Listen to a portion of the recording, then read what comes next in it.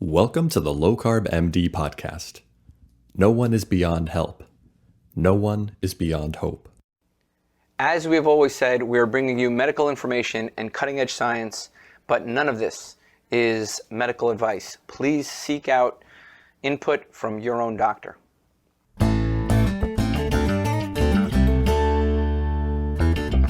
Brian, we have a great guest today, somebody I've known for a couple of years. We've chatted back and forth.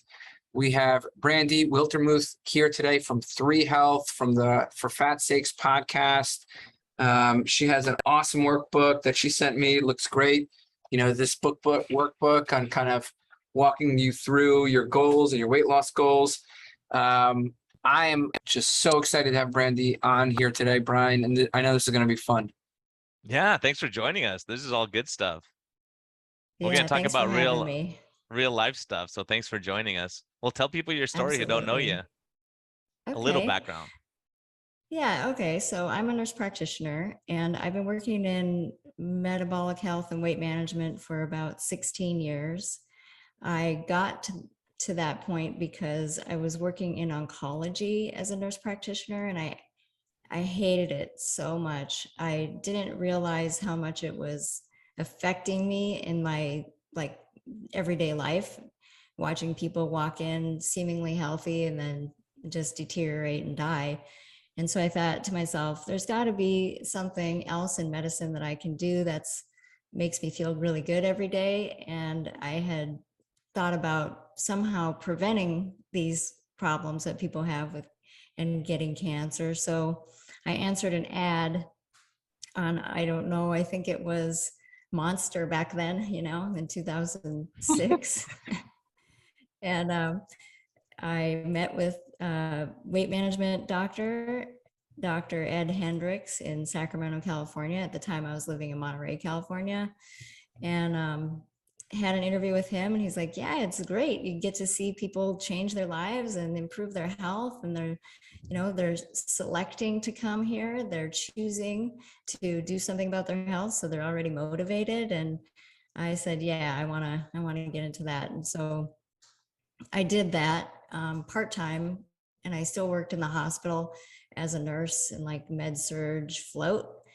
And during that time, those 3 years that I worked with Dr. Hendricks, I started off saying to him, I'm going to check everybody's blood tests all the time because you have them on this high protein, low carbohydrate diet. And I really had struggled with, because I came from the nebulous world of this is what you do with nutrition, the same old standard stuff that you just kind of go with. Like as a nurse, I would have to tell people, hey, you're starting on a blood thinner. You got to watch your green leafy vegetable intake, right? Like that general kind of terrible, non-specific, non-individualized nutrition information. And at the same time, I had been working on losing some weight. So when I got to Dr. Hendricks and I put myself on the plan that he had people on, I was became a believer, right? And then my other critique was that he was using appetite suppressants. And that scared me quite a bit because of what I had heard about it and just general, information. There was no education in nurse practitioner school about it. But so I said to him, we're going to do EKGs on everybody. I'm going to test their kidney function all the time. He's like, do it. Go ahead. Knock yourself out, basically. And at the same time, he would feed me, you should read this book, Dr. Ead's book and Lauren Cordain's book. And he was very active at the OMA, giving, lectures and continuing education on appetite suppressants, their use in weight management. And he'd been in that organization for a very long time. So I really, at the time, didn't know that I was in the presence of someone that had been doing this for a really long time and, really had a ton of experience. So I learned his system and, was working in the hospital at the same time. And I could see the preventative side in the weight management clinic. And then I could see the ravages of all these metabolic diseases, specifically diabetes. right? I remember in one patient in particular while I was working in the hospital, this is a really horrible story, but I was a float nurse, and this guy had been in the hospital in and out, in and out. He was going to have bilateral above the knee amputations for his diabetes. He was probably 67, not that old. And he actually ended up committing suicide in the hospital Oh my God. while I was working there as a nurse, like on the floor. I had seen him that morning, right? So it just was like, I've got to do something, right? And I don't know, because I don't know this guy's history, but I imagine that no one ever gave him the option of, hey, you could try this low carb diet instead of just shooting yourself with insulin to correct your blood sugar and eating what was the standard advice, 45 grams of carbohydrate at every meal. So that was one of the punctuated events in my career where I was very determined to, help people avoid that situation. He obviously just felt like he had no way out, and he took the way out that he knew. So it was disturbing, right? And then that was right when I was leaving Dr. Hendrick's clinic, because I had in my head that I needed to go get real medical experience. Like I needed to be, do the hard stuff. So I took a job working in an underserved area in Colorado. And when I moved there was a diabetes specialist in this internal medicine practice. And she was like, yeah, we have a lot of patients that have diabetes here, and we're going to, do these things and whatever, and I'll kind of show you the ropes. So I said, okay. And then when I actually got there, she quit. So I became the diabetes expert by default, which was, again, a challenge, but I took what I knew from the weight management to this little community that was probably, 80% of our patients had type 2 diabetes. They were, they had the diabetes prevention program there. They had dietitians, all this stuff. And eventually it got to the point where my medical supervisor said to me, look, it's not your job to ask people what they eat. Your job is to do the blood tests and then give them medication according to what happens with the blood tests, right? And so that's when I realized, like, this isn't going to be the place for me to stay forever. And I, at that point, decided I need to go back to weight management. And I said to my husband, who was my boyfriend at the time, I was like, where are we going to go where you can have your mountains and I can have weight management as my only type of professional goal? And we kind of put some dots on the map, and we found Washington was the place. So got a job in a clinic that did weight management. They also did sleep medicine, but I wasn't involved in that part of it. And it was 4 years of all day, every day doing weight management, and I loved it. Until one day, another punctuated moment where I was working with this patient. She had lost about 60 pounds. She was a little bit older lady, and she'd come off insulin. She'd come off all of her meds pretty much. I think she was still on metformin. It was like a long time ago now, but she came into my office and immediately sat down and started crying. And I looked at her chart, and she was losing weight. She was doing so great, right? And I was like, so what's going on? Are you okay? Did something just happen? And she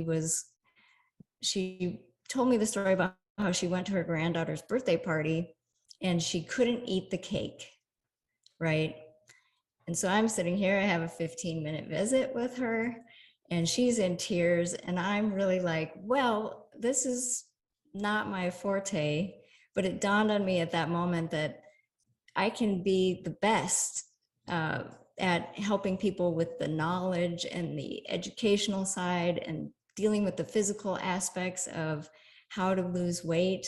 But if people don't change their relationship with food and the way they think about it, I felt like futile, right? So I went to the administration and I said, look, we need a behavioral something. I can't do it in 15 minutes and I'm not qualified. I don't really want to have to go back to school for that. I could identify it, obviously, but it was such an obvious need. And at that point, I decided I need to work at a place that has that built in. So I left there and I joined this surgical practice. They had dietitians, they had psychotherapists, they had exercise physiologists, and I joined their team as the medical weight loss administrator, kind of led the program, right? And it sounded great, but I ran up against a lot of problems with the dietitians.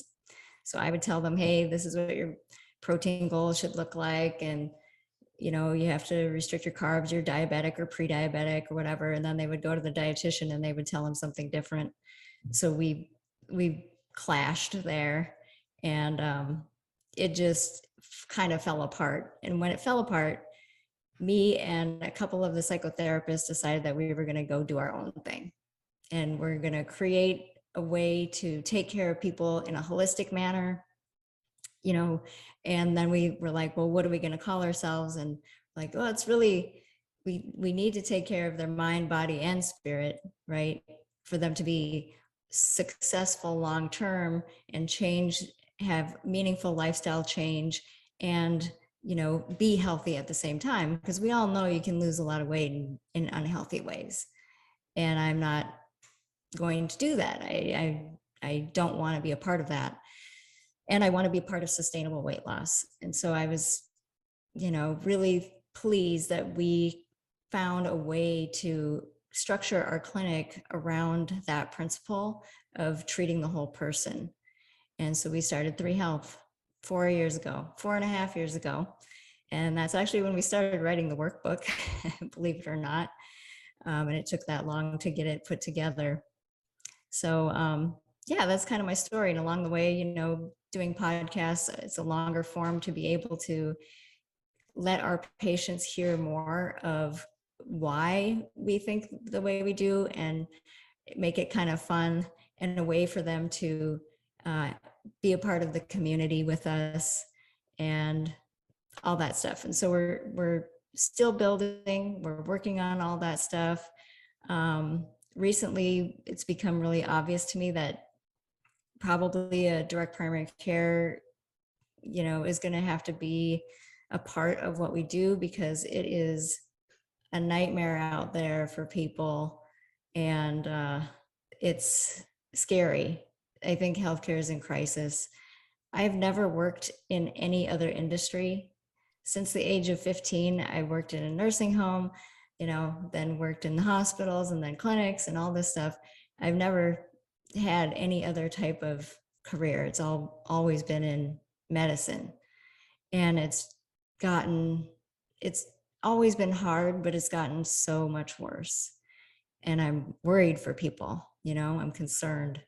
And I don't know if you guys have any experience with that, or if you're feeling that at all, but it's kind of scary right now. Absolutely. Yeah, that's a huge point. It's devastating. I look at it too, and I see patients all the time. I think, oh my gosh, it's like your 67-year-old. I've seen that so many times. And once, you know, so many people have this mindset, they're saying, hey, I'm not going to do anything until I start getting problems. But then by then it's irreversible, you know, the kidney damage, the blindness. And I've seen the same thing. I had a patient commit suicide. He was actually on hospice, tons of pain meds, and he didn't want to get his leg amputated. I talked him into it. Someone like begged me to take him on as a patient. He was a total disaster with A1Cs 14 or something. And we got him squared away. We got him back on track. But the damage was done, and he had the neuropathy, the amputation. Then blindness is what he ended up ending his life, because he went to his eye doctor and said, you're going to be blind within a month. Like, there's nothing I can do. And when he said that, he goes, oh, I can go blind. I can't read. I can't do stuff. So his quality of life was shot. That's why Tro and I are so passionate about what we do is because we've seen that, and we go, gosh, if it's preventable, we have to jump in. We can't, like you said, the healthcare system's dying, and it's under our own weight and our own metabolic disease. Until we address that, we're a total disaster as a system. We have, yet, and as far as the direct primary care goes, that, you know, the reason is we don't live on diagnosis codes, right? We don't live like saying we got to give you more diagnoses, the more we get paid, and that's the big problem with medicine. Until we address that, we're in big trouble as a system. Yeah. We need preventative medicine. You know, it really is, I think, devastating too, because I get people come. I had an 85-year-old patient come in for a program preview, and he's like, I've been diabetic type 1.5 since 2006. So, you know, a while, but he's 85 years old, and he's asking me to help him regulate his insulin and be his endocrinologist, because the doc that he has doesn't pay one bit of attention to him. They've written him off as, you're old, you're not going to have any of these chronic problems, you're not going to live that long. And he's like, yeah, but I still want to do the things I want to do and not have hypoglycemia and not feel terrible and not have to rescue with sugar. And my doctor's not helping me. And I was just blown away by that. You know, first, the inspirational aspect of being 85 years old and still managing and wanting to be as diligent as possible with your type 2 diabetes, when he was absolutely told, this is a chronic progressive disease, you're never going to be able to reverse it or change it. And he said, no, that's not how I'm going to go about doing this. And his doctor won't support him. And it's just, it's a tragedy, I think. Well, sometimes guilty as charged, and Tro knows this story, but I have a patient, she's actually still with me in my new practice. She followed me over, but she was 80. She's in her mid 80s now. She was 85, and she came in one day. She goes, I'm not talking to you. She's the sweetest, nicest lady. We've been through a lot together. I said, why aren't you talking to me? She goes, you never talked about low carb and keto before. And I said, how do you know I talk about that? She said, my neighbor listens to your podcast. And she goes, that sounds just like my doctor. What's his name? And it was me. And she goes, he's never mentioned it to me. And she was overweight, pre-diabetic and all that. And my answer was like, gosh, I don't want to stress you out at 85 years of age trying to tell you have to change your entire lifestyle, what you've always done. And so since then, she's lost weight. She feels great. Her mood's better. Her memory's better. I was like, oh my gosh, I apologize. Because I felt bad, because I was like, I just didn't want to stress you out, because you don't want to force your religion on everyone. At some point you go, okay, they're not going to listen. I'm not going to tell them they're killing themselves, So we do that in medicine sometimes, where you don't really mean to be bad, but when you have a I see it every day, poorly controlled diabetics that no one's helped them or talked to them about diet or lifestyle or sleep or stress or anything. All these pillars that you're talking about, we all agree on that.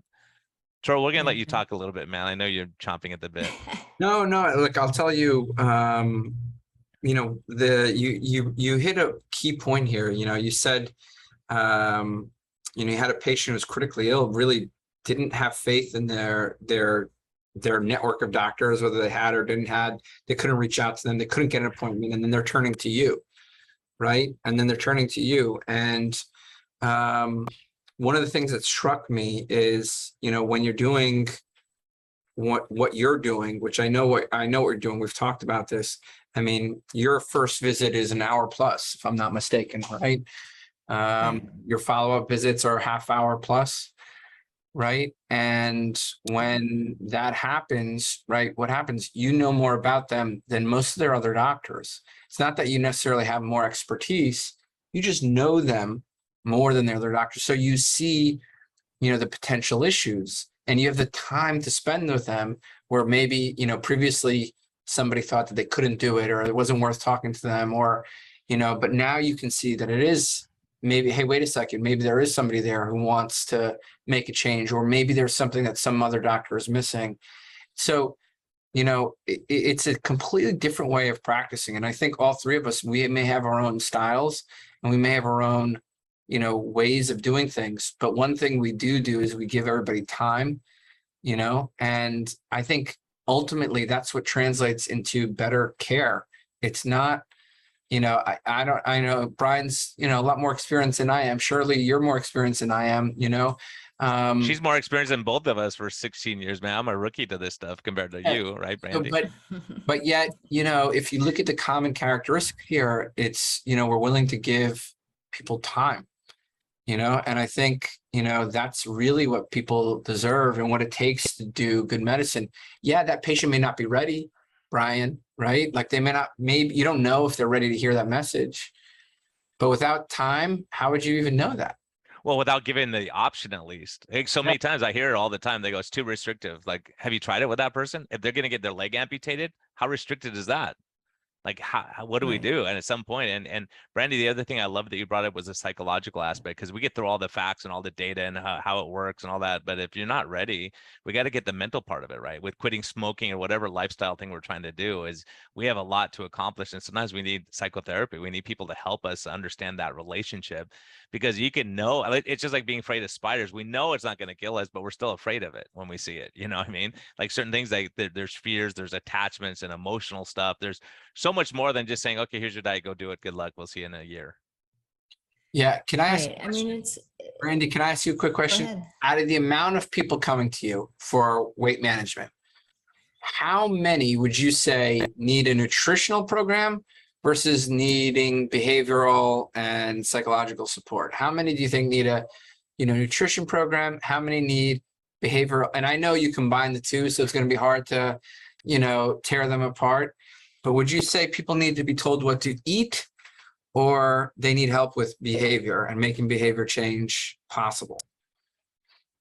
I think that the eating part, everybody eats every day, right?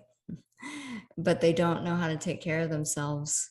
And that, I feel like, is the crux of the behavioral goal of what we do and what you guys do. Is it's about what their quality of life is about, right? And what's meaningful to them.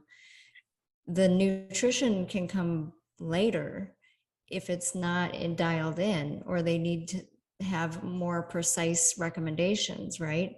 But if people are using food, especially junk food and sugar, as a coping mechanism, me lining out why they should eat and this much protein, or whatever, that's not gonna do. They're addicted, right? This is an addiction that they have to figure out, how am I going to cope with all these things in my life without my blankie, and that's what it is. It's like you're asking someone to give up their most relied upon coping mechanism, and they need to, right? Food can be poisonous, but until they have that kind of foundation of, look, this is going to be a change in your lifestyle, which means behavior change. And there's going to be emotional impacts to that. There's going to be relationship impacts to that. I'm kind of surprised sometimes people don't just run out of the door in fear, because it's a lot to take on, and I don't necessarily lay that out for people 100%, but we say, look, this is a process. It's going to be a lot. And so to answer your question, Troy, I would say the behavioral aspect is the core of what has to be looked at. The nutrition can come later. I feel like it's always a combination, though, because just take, for example, somebody who is eating, or the typical pattern, right, is they're not eating. They go all day without eating and then come home, a lot of stress. Their energy is nothing. Their blood sugar is probably in the toilet. They're starving. And you're going to ask that person to make a steak and a salad. They have to eventually feed their body to keep them from being in that state physically. But coupling that terrible physical state with the stress of their life, and then the only coping mechanism they know, which is food and sugar and junk. So I think they're both necessary. The physiological driver of having hypoglycemia is a pretty strong one.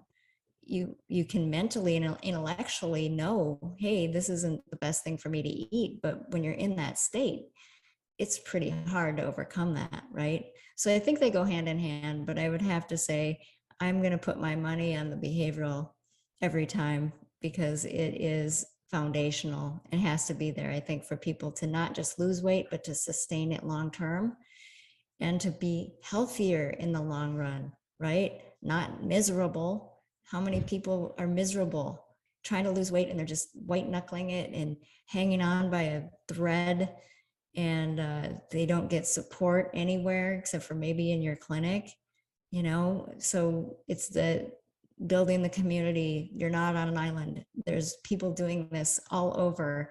Let's connect. Let's give you some, you know, support and tools and strategies that are actually practical, right? And then we can get the food going. But that's not what people want, right?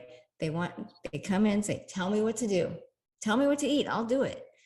And I say, okay, we can do that. But I hope you know that eventually you're going to come in and tell me what works.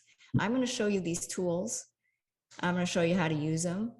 And we're going to create a plan for you, or you're going to create a plan based on how these tools work, when you're going to need them, if there's something that's going to be a permanent, you know, fixture in your success or not. So it's not formulaic and it's individualized. And I know that you guys do the same kind of thing. But like I said, it's kind of futile if they don't change their relationship with food and work on that from the beginning. I'm going to say I agree 110%. You know, most people come to me, you know, they don't need a nutritional plan. They need a behavior plan.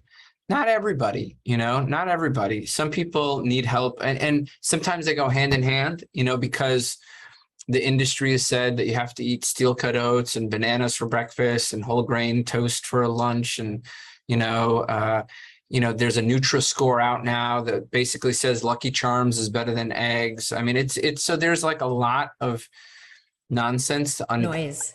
Yeah, there's a lot of noise and nonsense. So the nutrition is part of it. We have to help people like understand the evidence and, you know, what are the things that matter. But ultimately, you know, if you're going to tell somebody to restrict or lose weight or count, whatever, we're making them more hungry. We're making them feel deprived, right? We're making them feel, you know, like, hey, everybody else can eat this. We may not give them tools to manage social situations or vacations and how to recover from these things, right? And so we make them hungry and deprived. And then when they screw up, who do we blame? Right? We say it's your fault, right? Well, who is that crazy doctor? He has like emotional stuff, but he took people that were getting hypoglycemic repeatedly, and then he put them on a low carb and cut the sugar out, and then he resolved that. What was that guy's name, Tro? Oh, it was Tro Kalasian. That's right. I'm sorry. I forgot that. But I talk about that. Tro took people who were getting hypoglycemic, and he said, okay, let's cut out the carbs and see what happens. They got better. They weren't getting hypoglycemic because it was a reactive hypoglycemia to the sugar they were eating. So people are eating sugar all day thinking, I get hypoglycemic. Well, that's why you're getting hypoglycemic. Just like people who can't exercise because they're too tired. Well, they're too tired because they're not exercising.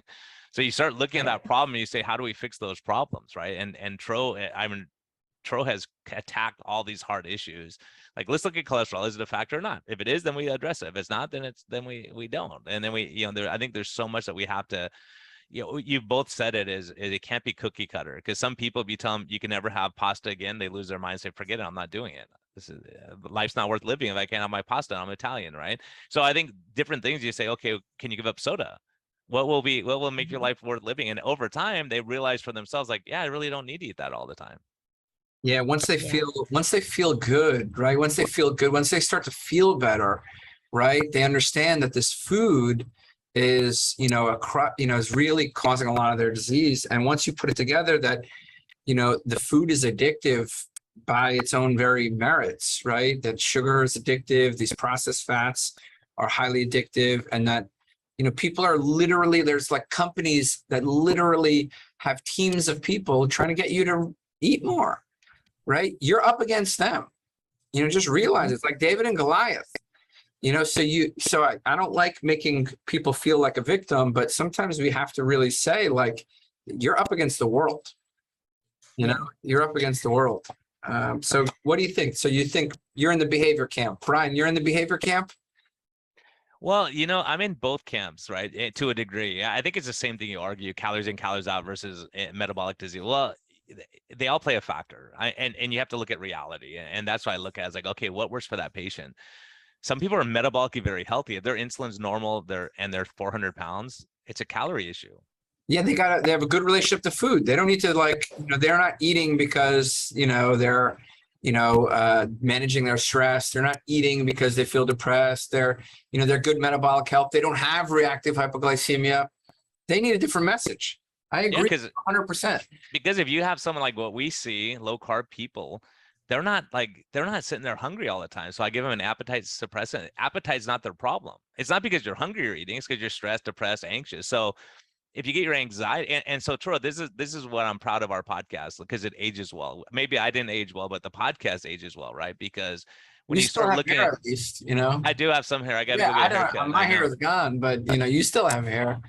But back in the day, back episode 10 and 13, the reason those impacted me so much is we were newbies at this stuff, and we were realizing what we were seeing and saying, oh, our patients are less stressed, they're less anxious. Then you have Chris Palmer come along, and Georgia Eid, and all these people were saying, Ignacio Correnta, saying, hey, when people eat right, their mood gets better, and if their mood's better and they're less anxious, they're less likely to stress eat.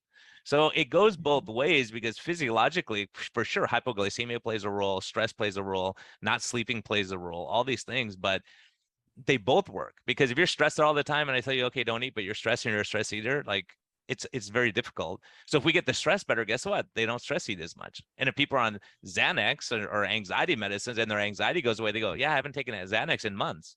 And you go, wow, this is good, right? So it's both to a degree, and it depends on the person. It's an individualized thing, because some people aren't stressed out, they just like to eat, and it's social, and their social thing is like revolves around food and becomes a habit, and it's not that they're necessarily addicted. And one of the things I love, and when we talk about a lot, is some people have, like Rob Sivas is very strong on abstinence, abstaining from stuff that's going to lead you down the road. Other people have to moderate it and say, okay, if I can have a piece of pizza every 3 weeks and I'm on my goal and I'm happy and I'm good, is that okay? Right. But some people have one piece and they can't stop for a month. Right. It's figuring out who we are all individually. Yeah.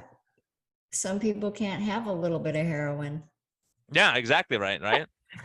Yeah. That's the truth. So can you talk about, because, one of the unique things about your practice is, your focus. Well, I know personally, we've talked a lot about, the ups and downs, the successes we've had, and you guys are doing some interesting things with the workbook and, with the workshop that'll be coming up in May. And, there's a lot of exciting things you guys are doing. And I think, I've chatted even with your office manager, and, who you got a great office manager there. I can tell you that right now.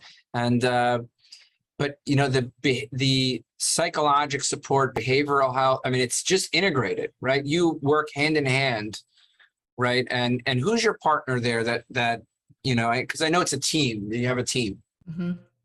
Marlene Sexton is a psychotherapist. She's got 25 years of specifically working in weight management,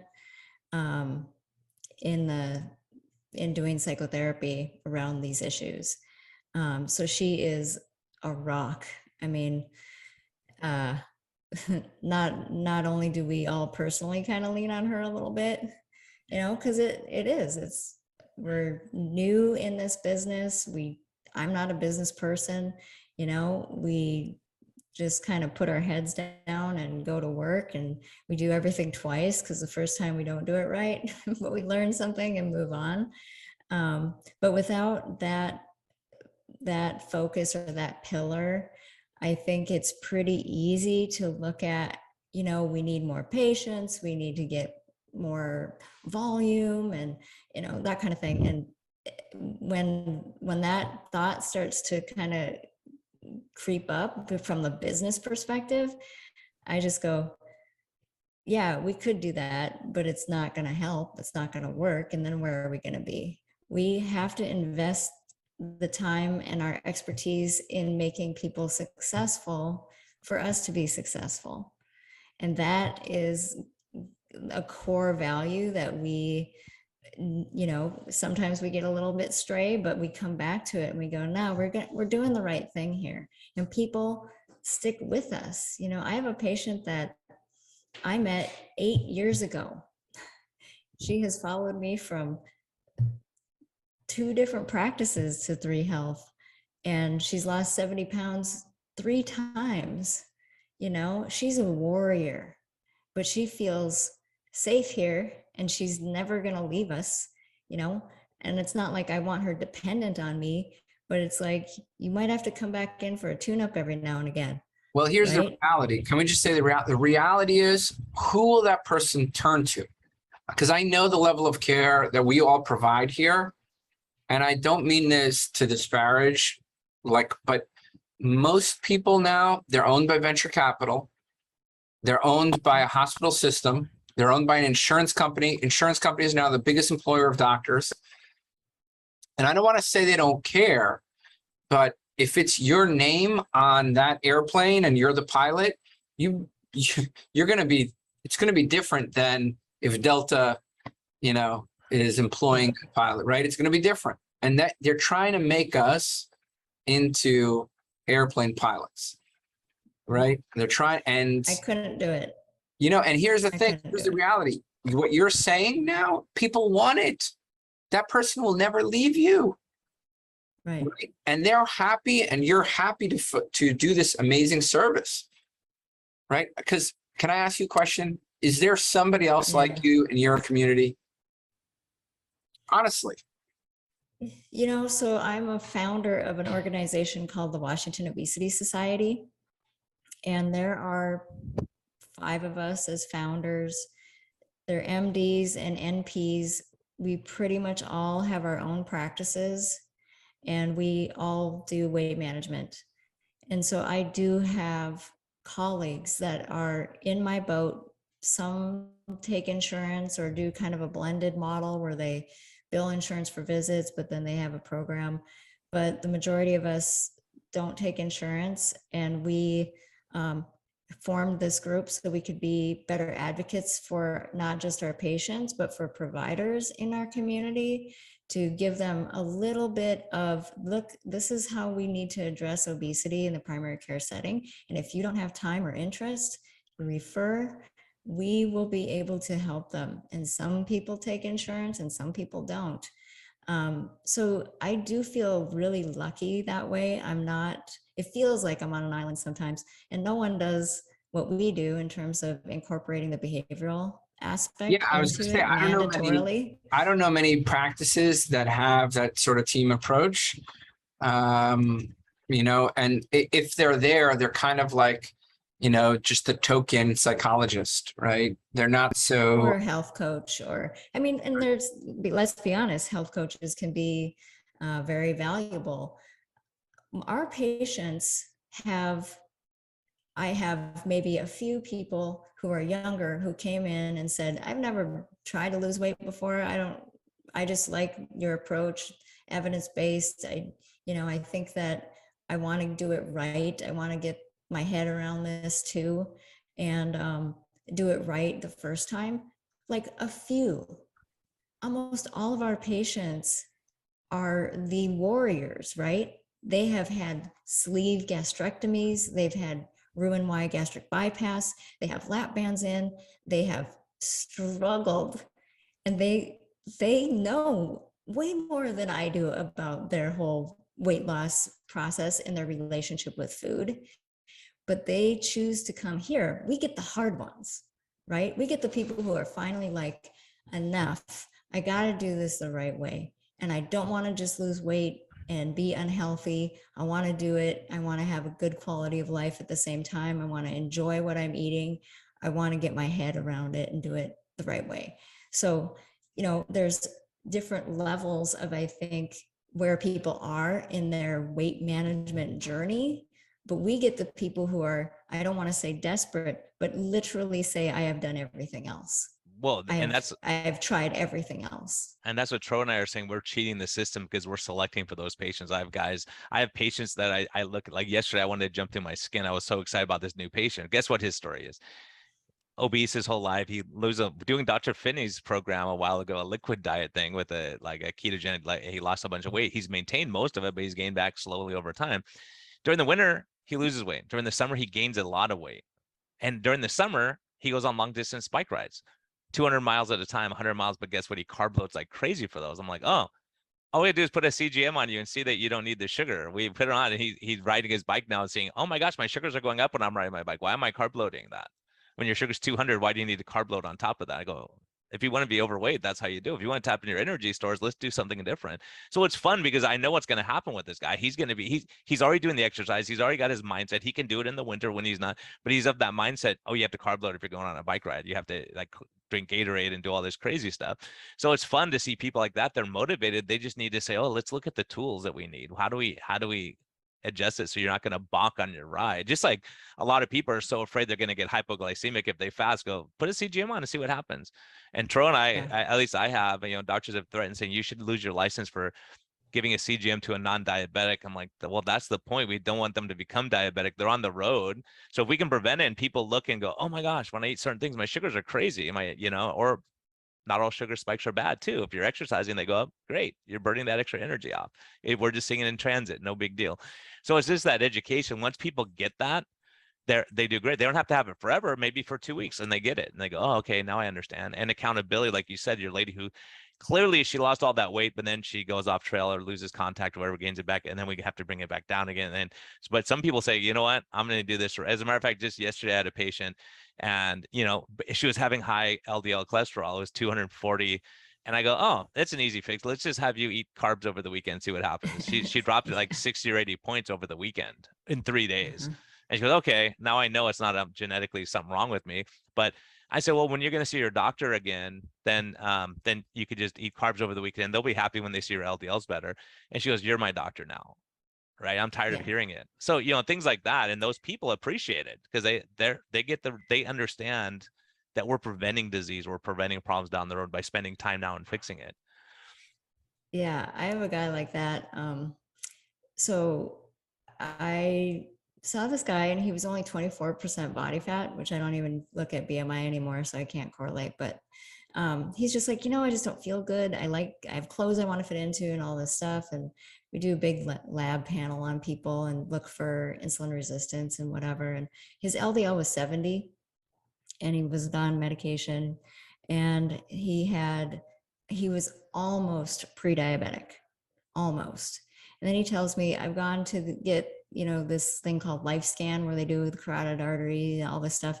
And everyone said, I'm good. And he's like, yeah, but I feel like, I don't know, I'm stressed, I'm anxious, I'm worried about my heart and, whatever. And I go, well, he's like, my doctor said I'm good. I have a clean bill of health. So I was like, well, let's just do the CAC, let's just give you some solid, yeah, it's looking pretty good right now and we can repeat it down the road.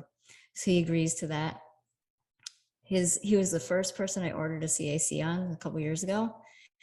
His score came back 3,000. Wow. 3,000, right? So I'm kind of freaking out. I try to call the radiologist. They won't talk to me. I call Dr. Agatston. Yeah, just so you guys know, a 3,000 score is like a top 0.001% score of calcium on the coronary arteries. And it depends on the age of the person. Very common in people who are on lifelong statins, by the way, because statins cause calcifications. But it puts them in a very high risk category. Just with that alone, this patient's risk of dying is 20% in the next 10 years, which is a pretty high risk of death. And it's a young patient too, you said, right? Yeah, he was in his 50s. Yeah. 50 years old? Jeez. So in his late 50s, yeah. Yeah, but still, this is somebody who really needs, stress test. Just so you guys know, I just want to, because the listener may not have some insight, so I don't mean to interrupt, because all the listeners like, Tro, shut up and just stop interrupting. So, but just so that people understand, a 3,000 level score means that there's tons of calcification. It's so extraordinary. It's like 5 or 6 standard deviations above the mean, meaning like it's an immense amount of wear and tear on those coronary arteries, which puts, that person at a high risk, a very high degree of risk. a high likelihood, maybe even up to a 1 in 3 chance of having a heart attack in the next 10 years. Well, which just to add to that, they had the lifeline screening or whatever they had, and then everything looked good in the car at the garage. They go, "You're healthy, don't worry, you're fine." That's why the coronary Oh, and calcium. exactly. And his primary care was just like, look, you have nothing to worry about. Your cholesterol is perfect. You're not diabetic. You don't have high blood pressure. Go enjoy your life, man. You know? Yeah. Did it, Um, and I hope he got a stress test done.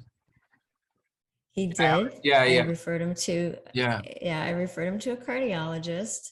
And it was Uh, normal. It was he- normal. It was normal, totally normal. He finally did actually go see Dr. Agatston because a year had gone by and we repeated the scan and it came back 6,000. And he's like, okay, I go, this is out of my hands, right? And he had done everything that he could think of. And Dr. Agatston saw him and has been so kind to let me be involved in this process of evaluating, treating this patient. But I just saw him yesterday, you know, and he's like, I got to tell you, like, my primary care doctor tells me that you should stay in your own lane. I went to see the cardiologist that read my CAC. He wouldn't give me the time of day. And you're the only one that is listening to me besides Agatston, who lives in Florida, and you know he has to go see them. Luckily, he can. He has the means to go see Dr. Agatston in person. But it's like he feels supported and like, I'm gonna be there. I'm gonna go the extra mile because, well, I was scared to death too. But he's like, you know, I said, how's your quality of life right now? Perfect. Yeah, I'm about to retire. I feel Yeah. really good. But this is a systemic this is a problem, right? So you're the wait. Let me do a quick commercial. Dr. Agatston is one of the nicest people on earth. I had the pleasure of spending some time with him. Him and Ben Bakikio are like two peas in a pod, but as a person, I thought he was gonna be this arrogant, you know, difficult. I mean, he's brilliant, and he's so like, you got to, doc, I gotta go. Like my patients who've seen him say, I gotta go, doc, I got stuff to do. But he's so nice and kind, and he did the South Beach side. He's accomplished a ton, but very smart guy, very cool. But his lectures are like long, but as a matter of fact, Doug Reynolds was going to cut him off I'm like, don't stop him, let him keep going. It's awesome information. Yeah, Like, he let him gets it, go. man. He's awesome. So he can run over 7 hours and I'd be Yeah. happy. That's all good. So anyways, I just want to do a quick commercial. So yeah, but that's the important thing of looking. And his primary says you're stepping out of your lane. By stepping out of your lane, you're saving a life. Yeah, literally. So that's the thing here. You know, everybody missed it, right? You saw the pre-diabetes. You knew kind of what was going on. You suspected what was going on. He wasn't feeling good. You know, you did a very appropriate test, the calcium score, and you know, you found something which now this, you know, puts this guy at you know, extremely high risk. So he needs, you know, this type of person, he needs to be watched. And you're the one who found that. This type of person may benefit from baby aspirin. This type of person may benefit from, you know, certain medications. And so, you know, like you've done the work, and here you are, quote unquote, the weight loss doctor, right? You know, or, you know, the weight loss NP, right? Like, and, you know, everybody's telling you to stay in your lane, but you're doing their job better than them. True. Yeah.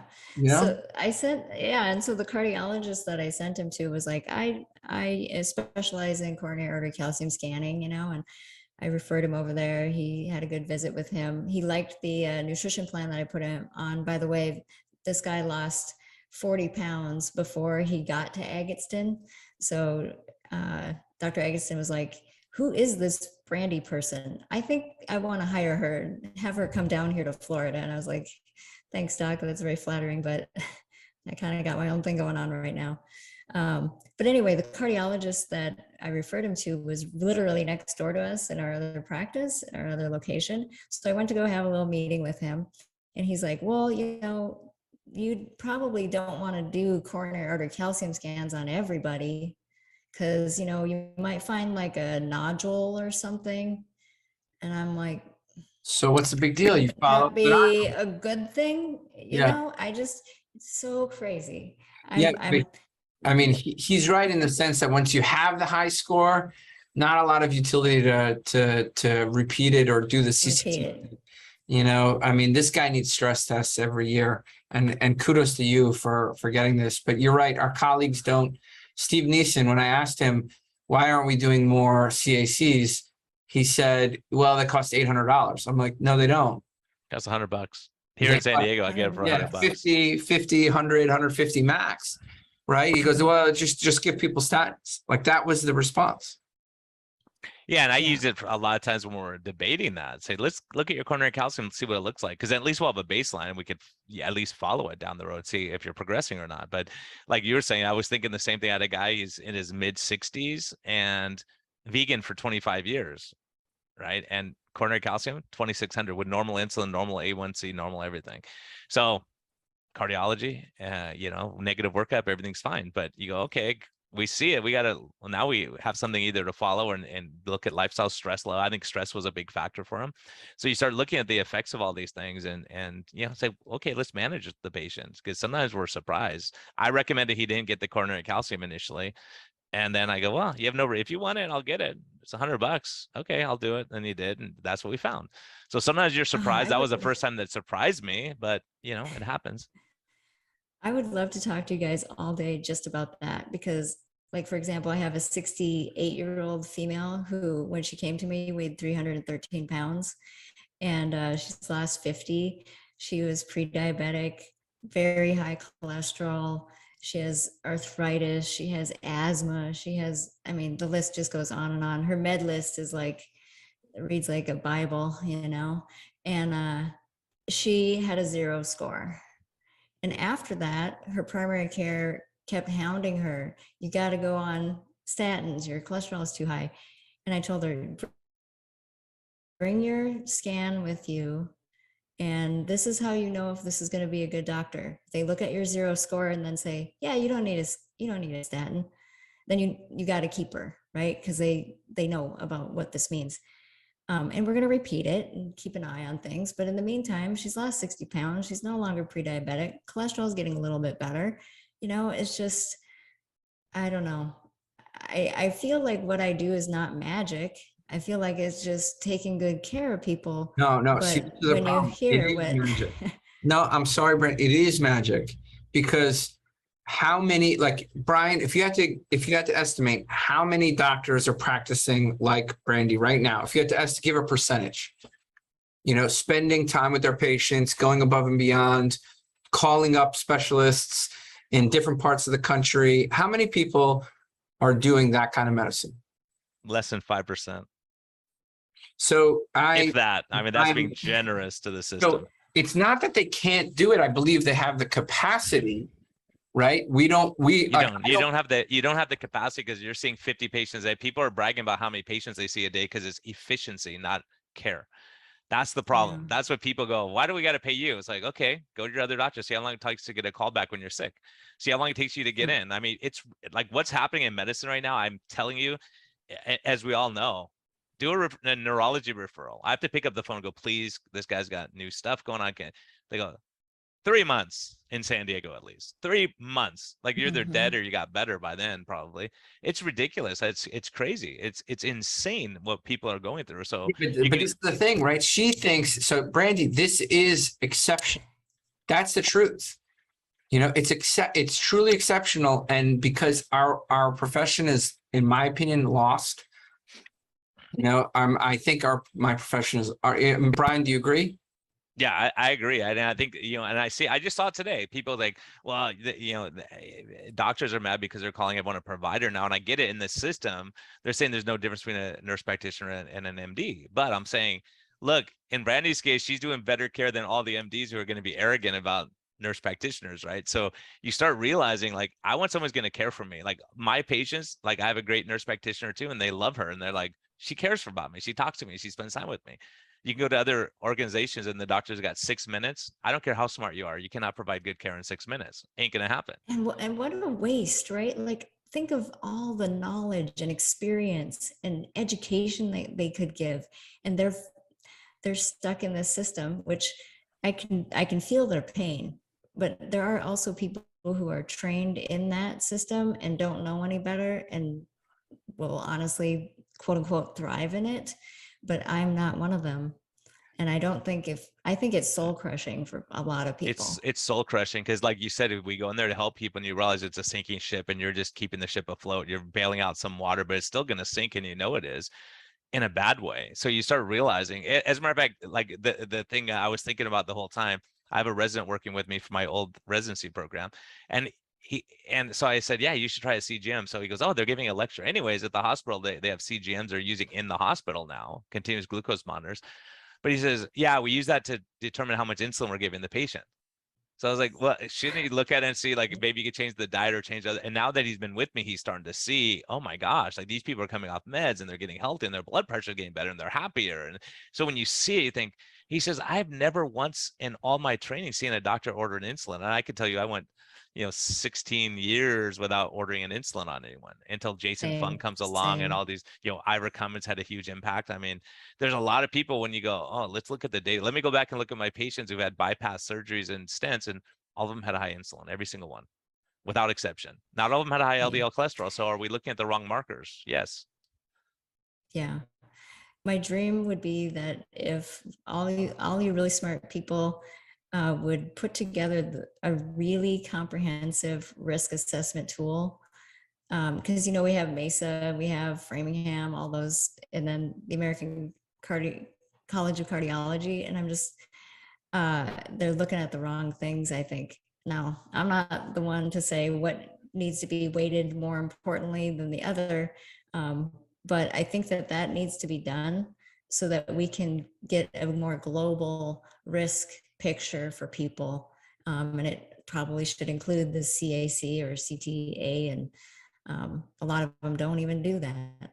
It's hard, it's hard to be where you have this standard of care that's put out there by these organizations, and practices support that, and some of it is valuable, right?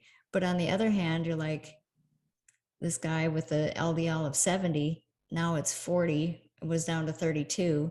Is that even gonna, why would you insist on that when obviously he never had high LDL in his entire life? We went back and all of the records that we could find, it was never elevated above 100. So it makes me start to think maybe low LDL is a risk factor for heart disease. Well, I think, then I go crazy, right? Yeah. And I think when you look at that, you look at Dave Feldman, his energy model. I haven't had a case where I violated what he's saying. So what he was saying, and he got tons of heat as an engineer talking about saying, okay, if your LDL is, if your HDL is good, like above 60 or so, triglycerides less than 100, show me a study where LDL makes a difference. Show me one. And all the cardiologists lost their minds and yelled at him and said, you're dangerous, you're an idiot. But I think his bounty is still up. No one's come up with a study that says he's wrong. Right. Yeah. And so you start looking and say, are we looking at the problem wrong? Just like with the same thing when Jason Fung said, Brian, you're looking at diabetes backwards. You're looking at the sugars. You're not looking at the insulin. Look at the insulin, see what it shows you. And man, Tro, would you say the insulin is the most important? Insulin, A1C, or probably, and the lipid panel are some very important data points. Let me put it this way. If I could pick one, if I could pick having a low insulin, low blood sugar, low LPIR score, right, and high LDL versus modestly elevated, pre-diabetic A1C, modestly elevated LPIR, right? There would be no question. Give me a modestly high cholesterol, right? Give me a modestly high LDL if you're going to give me all those other improvements. And David Diamond, and we've had our disagreements in the past.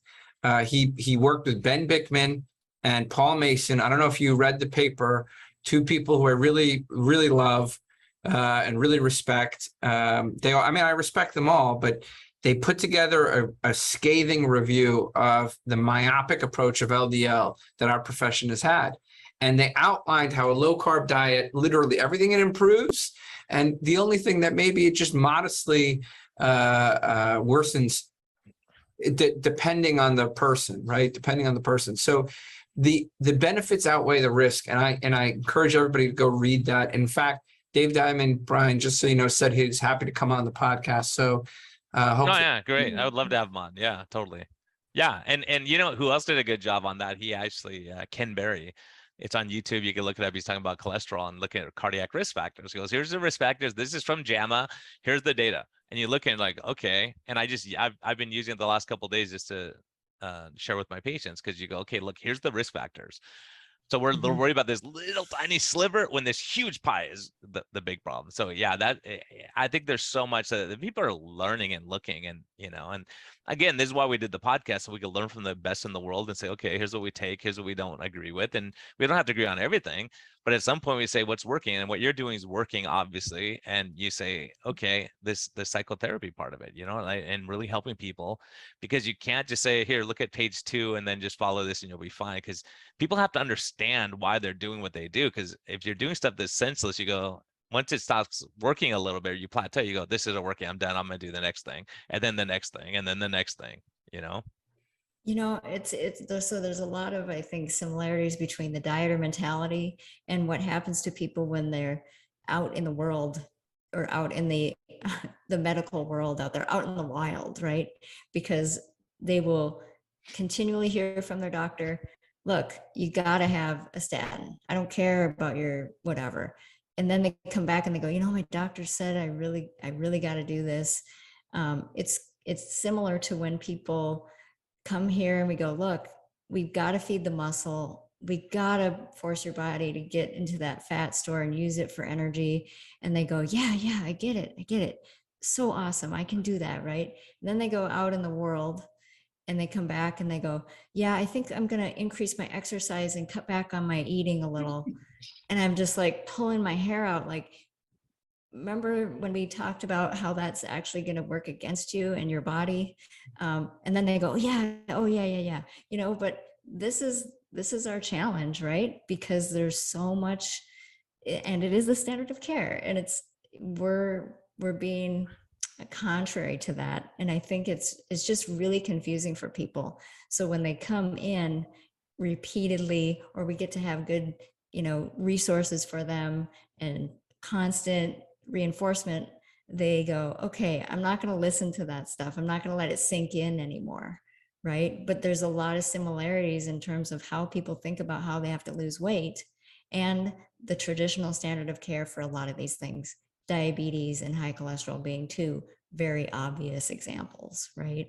Because people, it's everywhere, and they keep getting bombarded by those messages, and we have to keep undoing them and showing them something else. And that's kind of why we did this podcast too, to say, look, nice, certain people who are very arrogant will say, yeah, we put labs in, rats in a cage, and here's what we did, we fed them this much percentage and whatever. It's like, oh, how many of those rats were going through divorces? How many had their wife cheat on them? How many have been fired from their jobs? How many have had their kids taken from, all these things? And you realize life gets in the way of, like, your nicest experiment that you do in a lab. That's nice, but it's not real life. And that's the point, is like, what do you do when someone's doing great, then all of a sudden their spouse leaves them? Okay, we got to fix that problem. We got to talk to you and help you and get you counseling. Because if you are a stress eater and you're going through life stress, like if you're a stress smoker, the worst time to quit smoking is when you're going through life stress. Like, you're going through a divorce, quit smoking, good luck with that. It's going to be a challenge and you're going to be miserable. Like, quit drinking when you're stressed. Okay, good luck. Right. So we start realizing, that's why I was going to that same point, is if we get the stress better, then you don't need that stress relief. And that's true why we got in trouble. You got me in trouble with talking about guys looking at less pornography and having more sex with their partners when they went low carb. Right. And there's so many factors, because that pornography was their stress relief. Yeah. And other people might be food, it might be drugs, it might be something else. But if your stress gets better, then you don't need that stuff anymore. I had somebody who just came into my clinic today, and not today, sorry. Maybe it was this month, right?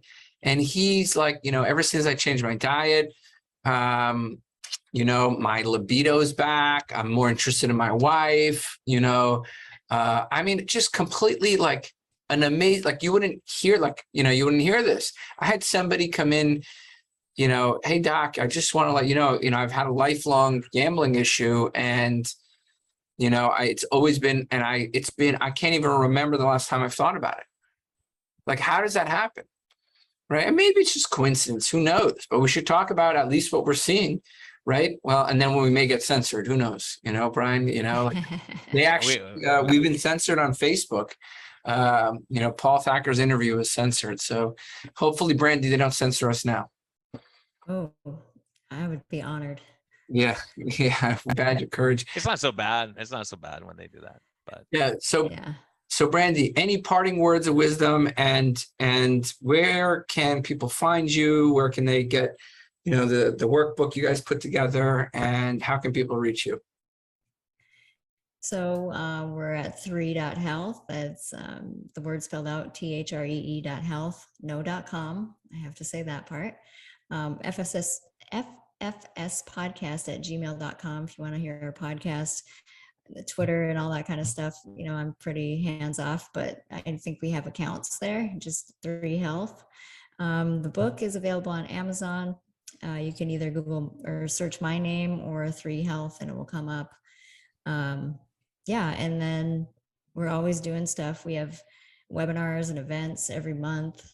Actually, next Thursday, if you're in the Seattle area, we're having our grand opening because we just remodeled. I don't know if you can see. yeah, it looks nice. Yeah. Yeah, this was a big, huge cavernous space, and we've had to make it our own. So we're inviting people to come and check it out.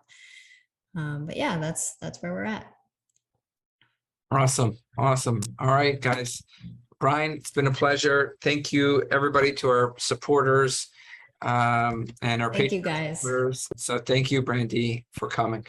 Yeah, thanks for coming. It was awesome. Absolutely. Great discussion. And I'm glad we're not the only ones seeing the craziness that we're dealing with in the world. So I appreciate you coming on and confirming us a little bit. My brothers. Love it.